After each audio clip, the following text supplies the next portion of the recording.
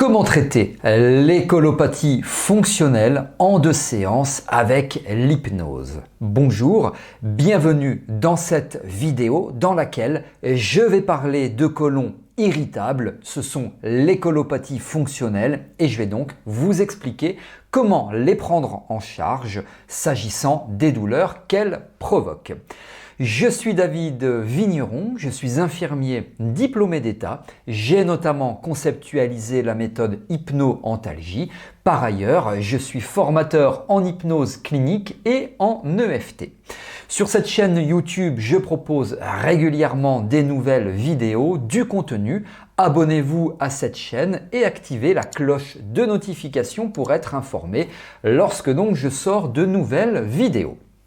Alors, environ la moitié des personnes qui souffrent de colopathie fonctionnelle, information que je vous donne, se décrivent comme étant stressées et rattachent leur crise donc de colopathie fonctionnelle à des périodes de stress intense. Colopathie fonctionnelle, la douleur est majorée par le stress. La moitié des personnes relatent cela. Donc ça veut dire quoi? Ça veut dire que d'abord, leur apprendre à gérer leur stress, c'est quelque chose de tout à fait fondamental. Et d'ailleurs, je vais évoquer avec vous dans cette vidéo une étude de cas dans laquelle je vous évoque l'accompagnement d'une personne. Je vais tout vous expliquer. Donc, leur apprendre à gérer leur stress, pour commencer, ça fait partie d'une stratégie, on va dire, plutôt globale.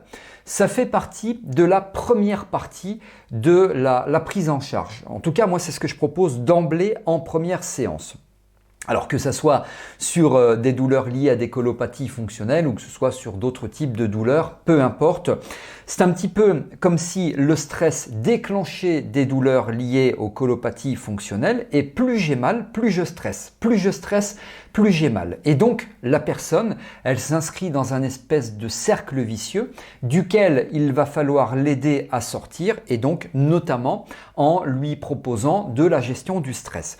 Vous allez me dire, oui, mais la personne, elle va me dire ceci. Moi, je viens pour des colopathies fonctionnelles, je viens pour des douleurs et vous m'apprenez à gérer mon stress. Oui, mais ça, c'est mon job, ça, c'est mon problème. Quand vous allez voir le médecin parce que vous avez une sinusite, vous y allez parce que vous avez mal au niveau de la face. Vous n'y allez pas parce que vous voulez du Doliprane ou des antibiotiques. C'est lui qui va juger de ce qu'il vous donne. Et donc, c'est vous, les thérapeutes, hypnothérapeutes, sophrologues, etc., qui décidez de la prise en charge donc par rapport aux douleurs. Et donc, moi, je vous conseille de leur proposer immédiatement ou quasi immédiatement, il y a l'anamnèse, il y a tout ça, on est bien d'accord, hein.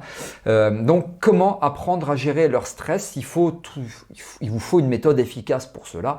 Bon, j'imagine que vous êtes outillés pour ce faire. Ainsi, donc, vous allez les aider à sortir de ce cercle vicieux pour intégrer un cercle vertueux, le cercle vertueux étant le cercle de la détente. Je suis soulagé, relaxé, libre, libéré, etc. Et souvenez-vous ce que je vous ai dit, hein, la moitié des personnes établissent un lien entre les douleurs, le déclenchement des crises et le stress. Ça, c'est la première chose. Je vais vous expliquer dans quelques instants la seconde partie.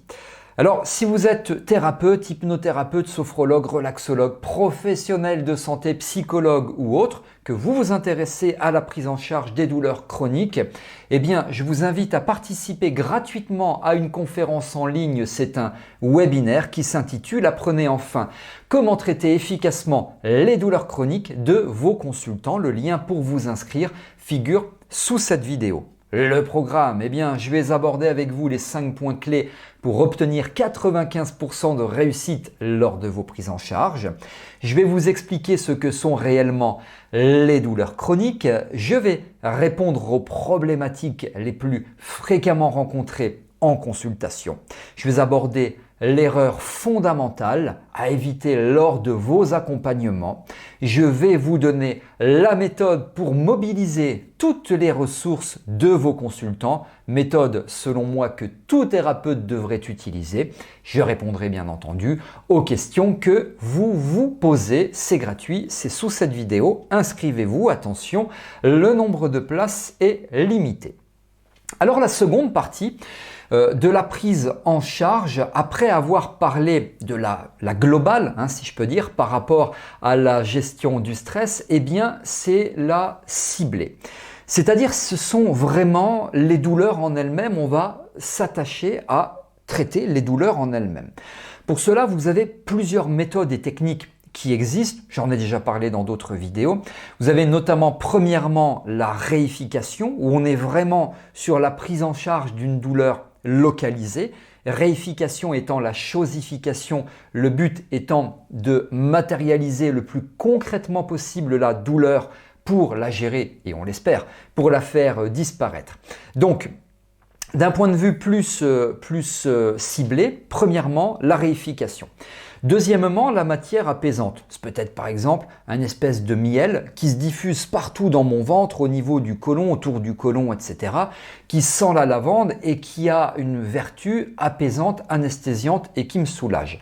Donc tout ça en état modifié de conscience, tout ça en état d'hypnose.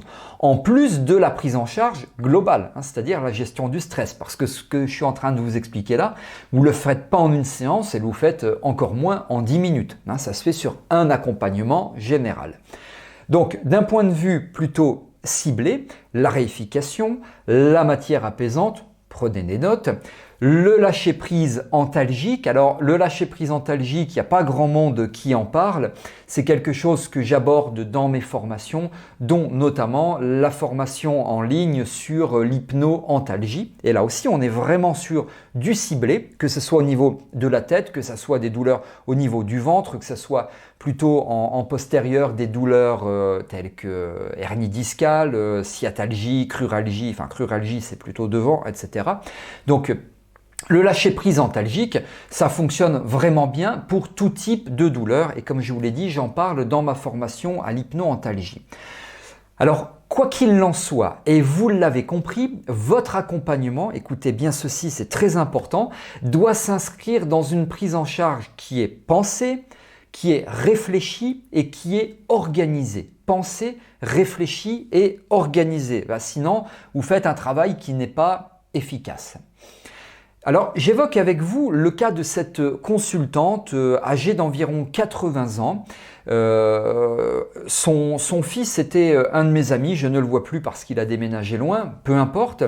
Et donc, sa maman était atteinte depuis une quarantaine d'années de colopathie fonctionnelle, côlon irritable depuis très très longtemps, etc. Et donc, j'ai réussi à l'accompagner en 2 séances seulement, en 2 séances au bout desquelles elle a été totalement soulagée.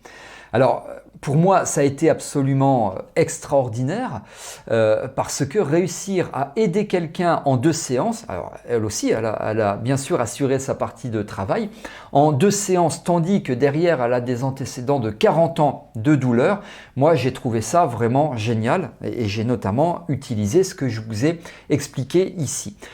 Alors, je veux préciser qu'il n'y a absolument rien de magique, il n'y a rien de magique, on est simplement dans un processus qui est réfléchi, qui est pensé, qui est organisé et ça ne se résume pas seulement en l'application d'une ou plusieurs techniques, hein, parce qu'on est vraiment dans quelque chose de pensé, un processus organisé, etc., comme je viens de vous le dire.